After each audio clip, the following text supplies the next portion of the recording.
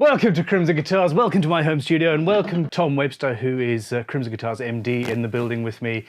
The whole premise of this is that we are about to hit 300,000 subscribers. So if you have not yet subscribed, please do. Please do. And the main thing is, people have been asking me to live stream a guitar build, or at the very least live stream my workshop for years. I went to Crimson and I ripped as much hardware out of there as humanly possible. I've got all sorts of different pieces of wood. If this goes well, we might make a regular deal of this. So yeah, let's see. Burn it.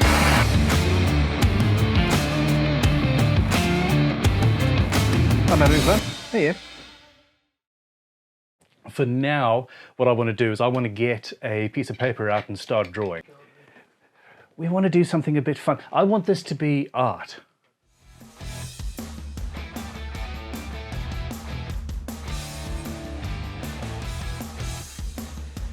So this is a 22 fret stepped fretboard. I'm going to have to make absolutely certain that the neck is perfectly flat. You guys have actually saved me a lot of work here. There's no setup, there's no fretting, there's no fret cutting, there's no fret polishing. There's none of that. I think actually, I'm sure half of you thought that you were making my life more difficult. Okay, so this is going to be the rough starting point for a build, and this is going to be, say, option 1. You can put tracing paper over, use the same center line and pickups and trim positioning and all of that jazz, while not having to rub out what you've done before, because oftentimes you end up regretting and saying, oh, that thing I did 20 minutes ago, I actually quite liked that.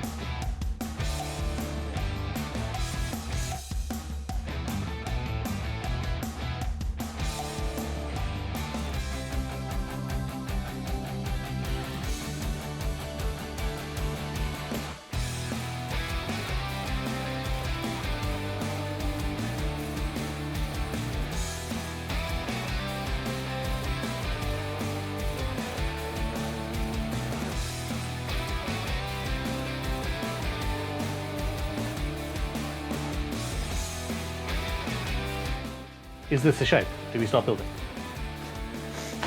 Yes, get on with it, Ben. 88%. Fine, all right, let's get on with the build. So what we've got with this system is standard tuner holes, and that just puts a hardened steel rod up through and locks the string off.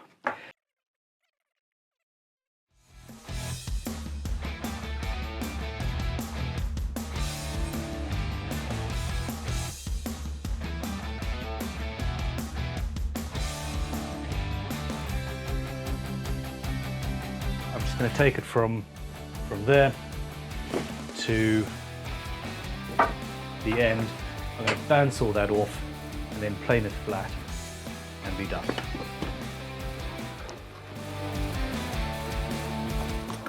I'm going to go through the chunks of wood there and see if I've got any that match for the two outer ones better.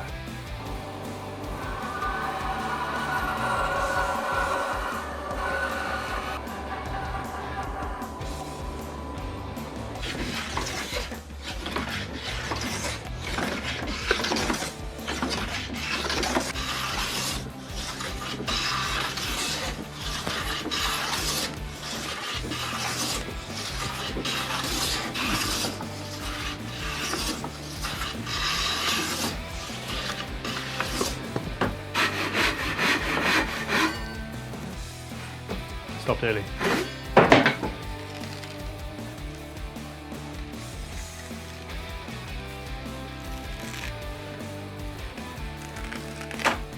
I only just recently learned that Leatherman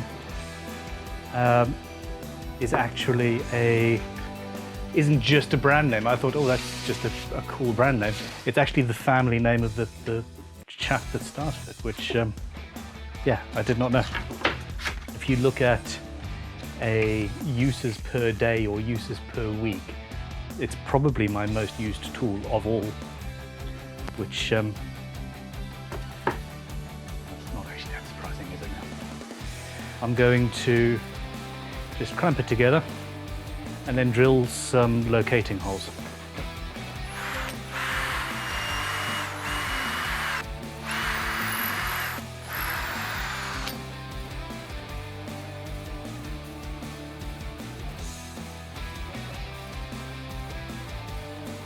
So with the glue, we don't want to starve the joint by putting too little in or by clamping it up too hard. Not that I've ever actually managed to, I think, starve a joint by clamping it too hard. It is something I've heard about.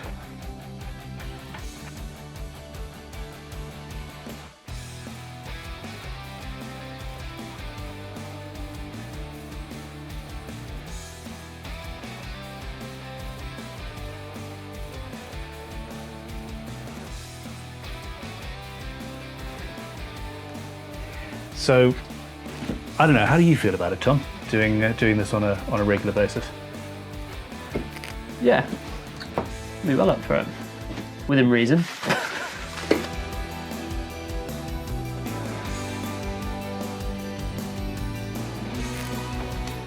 Now, I don't have huge amounts of glue squeeze out coming from this side.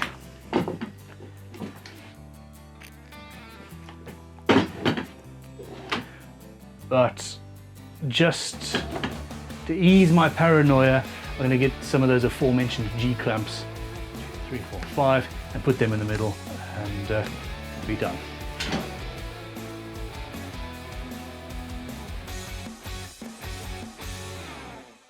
The fact that we've chosen the Bond Electroglide fretboard as the basis from which to build this instrument, it really has saved probably 2.5 hours off the whole stream in reality, which thank you very much for voting that way. Now I'm going to get this out of the way. I'm just going to cut a piece.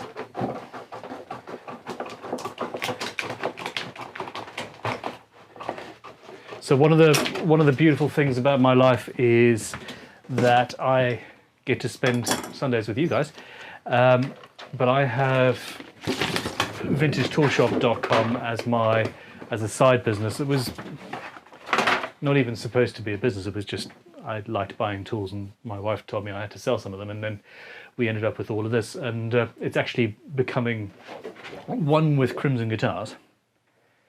And when I do workshop clearances, there are often things like big chunks of aluminium floating around. It's always a question of saving wood for the next build by being clever or wasting time and taking too many risks in saving wood.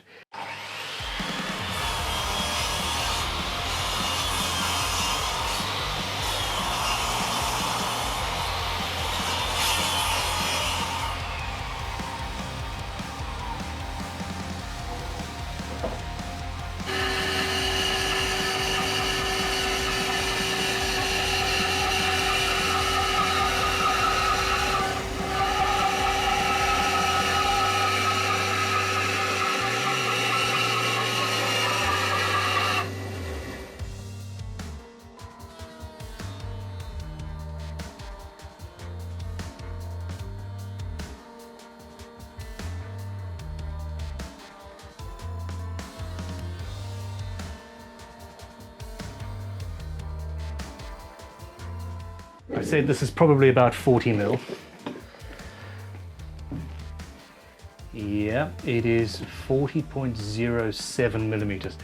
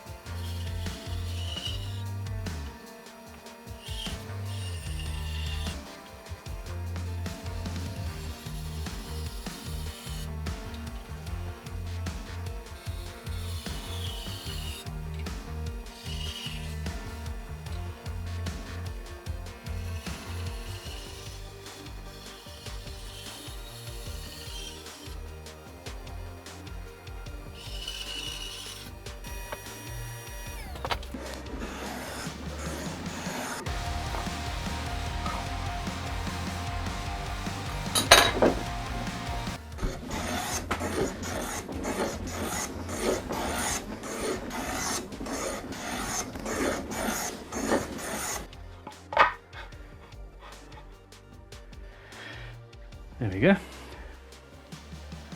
That neck has been, the glue has been drying under pressure for 2.5 hours. It is 100% going to be ready now to declamp.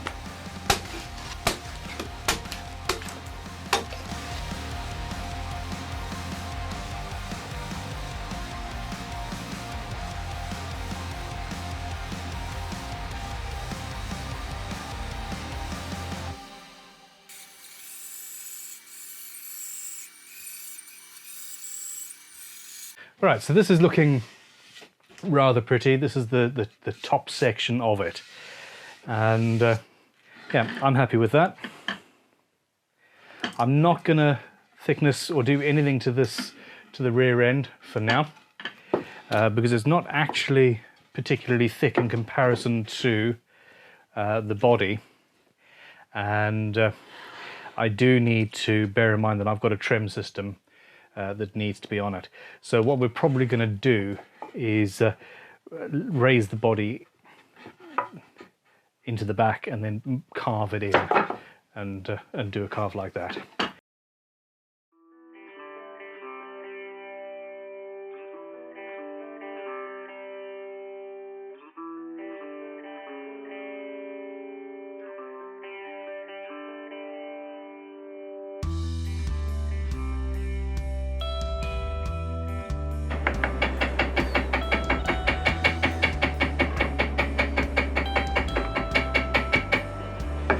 It's exactly the right width.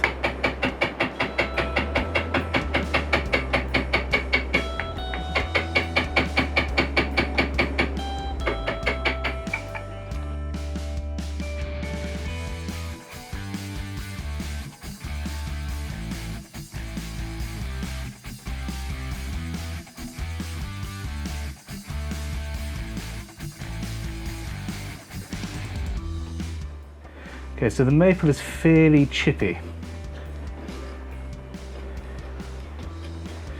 Once I've actually started the cut, it's all going to be good.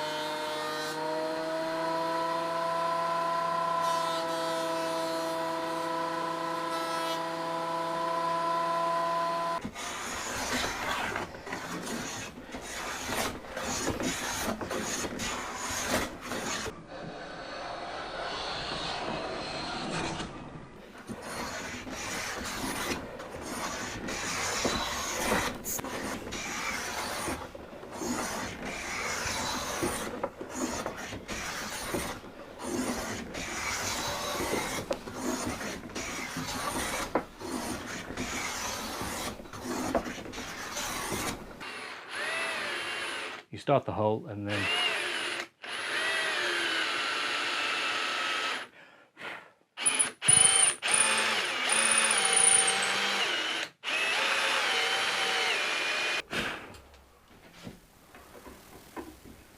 I think that's it.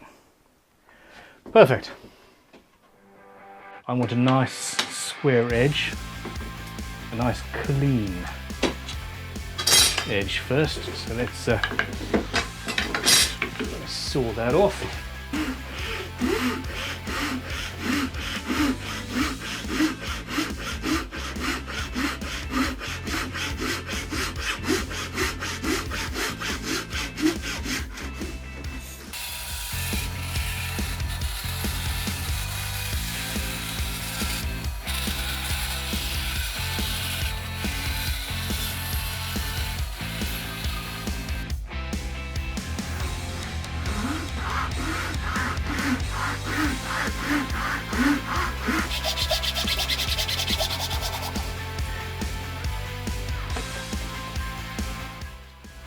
Absolute perfection.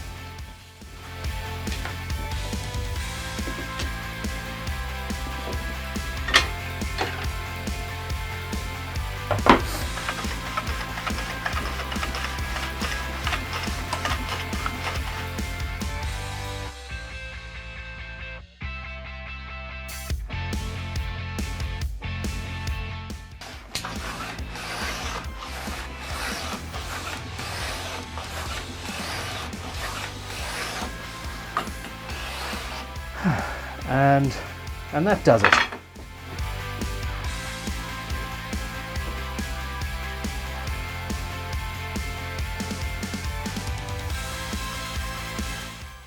Rotating pin. Rotating pin. So this is flat.